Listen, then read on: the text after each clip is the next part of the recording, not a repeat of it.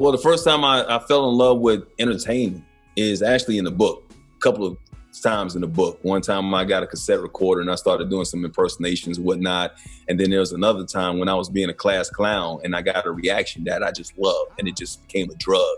So I knew I wanted to entertain, but then I always knew I wanted to inform people too.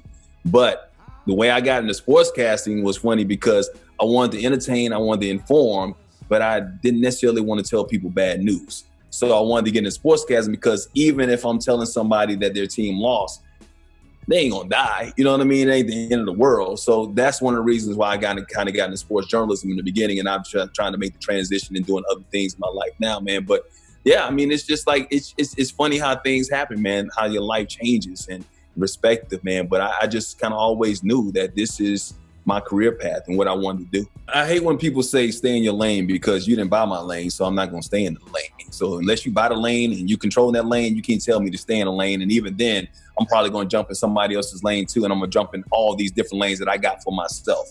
So I always like to be versatile. One of the things that's kept me in this business for so many years is because I've shown versatility. You ask anybody in the business, whatnot, they'll say he can do this show, he can do that show. And I've always wanted to do all these different shows and learn so many different aspects. I didn't want to just be in front of the camera. I want to be behind the scenes as a producer. And that's why I have my own production company, so I can come up with concepts and ideas for the show and shows that are out there.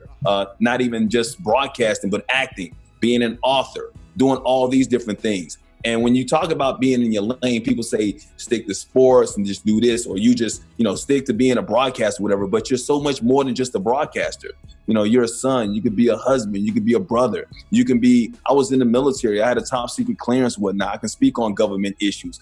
I'm a tax-paying citizen, so I should be able to talk about politics if I want to talk about politics, as long as I'm putting things out there on a platform that's not reckless. That's where I draw the line.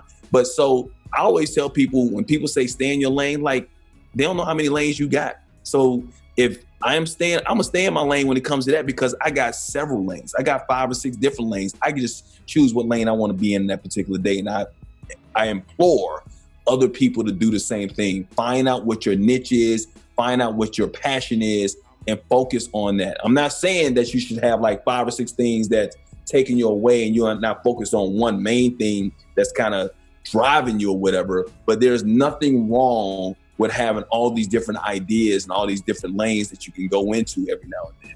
The advice I would give to somebody that is willing to be in a relationship, but also in the business and still concerned about their jobs and trying to do their job effectively, is to make sure, first of all, that you're ready yourself to be in the relationship. You mentioned being whole. You have to be whole. I really think that is really imperative when it comes to being in a substantial relationship. I'm not saying that you can't be in a relationship and you guys can work things out together, whatnot, going back and forth. But when you're whole, you don't need anything. You want. And when you don't need anything, you don't look for something to supplement. You can't look and say, well, damn, I want somebody who's highly intelligent, because sometimes I don't feel as intelligent as I need. So I need that intelligent person in my life that's good with money. That happens when that person comes and she feels that need for you or whatnot. What happens when she leaves? All of a sudden there's a hole in you again. But when you're whole and that person comes, there's nothing that person can take away that you won't let them take away, because you already know yourself and whatnot. So make sure that you're whole first and foremost. And like you mentioned, like anyone's mentioned, I think if you're in a relationship, especially in our business, they have to understand you. They have to get to know you. Know what makes you tick, and it's imperative to get to know what makes them tick as well.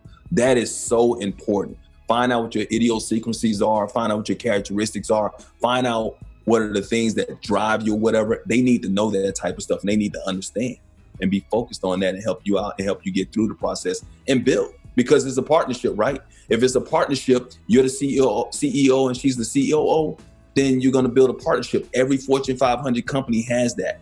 You know what? It's not this Jeff Bezos is running Amazon. He's got partners. They may not be, as high as him, but they're right next to him, and they're helping him build that company. That's the same thing in a relationship. You want to find somebody that's going to help you build your relationship and help it thrive. Nah, that's the plan. I mean, the plan is to still do 10, 10, 20. She's right upstairs right now. She's actually shooting a scene right now for Atlanta Housewives. So that's why I'm kind of being quiet down here. But yeah, the plan is still to be married on 10, 10, 20, 20. We're just hoping that she's the only one with her face covered because of the COVID. So we don't want everybody wearing masks and being afraid or whatnot. We just want to see her beautiful veil and you know, when she walks down the aisle. But you know, so we're looking at venues, and we had a little misfortune. We're going through a lot. It's all going to be on the show this year, so you'll see it. So that's the plan, and if it's God's will, then that's the day we'll be happily married.